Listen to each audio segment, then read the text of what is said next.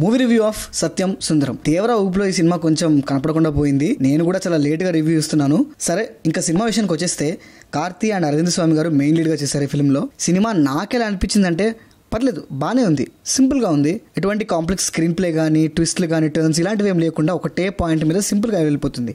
కానీ డెఫినెట్గా ల్యాగ్ ఉన్నట్టయితే అనిపిస్తుంది. ల్యాగ్ ఇన్ ద సెన్స్ కొద్దిగా బోర్ కొడుతుంది, సీన్స్ కొంచెం మెల్లగా వెళ్తుంటాయి. అండ్ పాయింట్ కూడా అంత స్ట్రాంగ్ పాయింట్ కాకపోయేటప్పటికి కాస్త బోర్ కొట్టిస్తుంది ఈ సినిమా. కాస్త కాదు, కొంచెం ఎక్కువగానే బోర్ కొట్టిస్తుంది.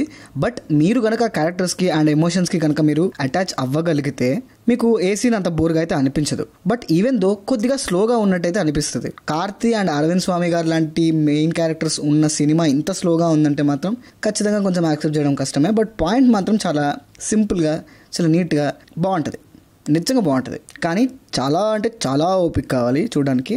చూసిన తర్వాత నాకు అనిపించిన కొన్ని మంచి విషయాలు మాట్లాడుకుందాం. ఈ సినిమాలో ఎక్స్ప్లోర్ చేసిన పాయింట్ చాలా రిలేటబుల్ పాయింట్, మనం అందరం రిలేట్ అయ్యే పాయింట్. అంటే మనం ఏ పెళ్లికో ఎక్కడికో వెళ్తే ఎవరో ఒక రిలేటివ్ మనల్ని గుర్తుపట్టి దగ్గరికి వచ్చి, బాబు నన్ను గుర్తుపట్టావా అంటే మనం అతను గుర్తు రాక పడే అవస్థలు ఉంటాయి కదా, ఆ బాధ మనం ఎలా పడతామనే పాయింట్ని సత్యం క్యారెక్టర్ ద్వారా సూపర్గా చూపించారు. కార్తీ ఏమో ఎవరైతే ఆ రిలేటివ్ ఉంటాడో వచ్చి నేను గుర్తున్నాను బాబు అని అడుగుతారు చూసారా, ఆ క్యారెక్టర్ ప్లే చేశాడు.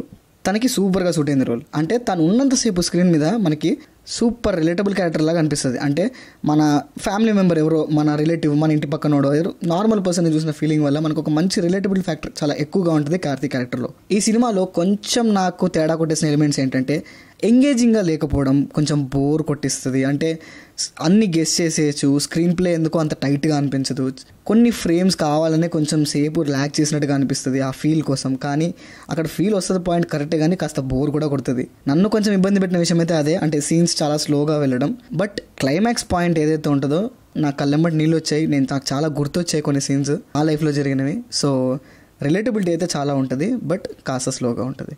సో పర్ఫార్మెన్సెస్ విషయానికి వచ్చేస్తే ఈ సినిమాలో ఎక్కువ పెద్దగా క్యారెక్టర్స్ ఏమి ఉండవండి. ఉన్నా కూడా ఈ సినిమా అంతా కేవలం ఇద్దరి మీద మాత్రమే నడుస్తుంది, కార్తీ అండ్ అరవింద్ స్వామి గారు.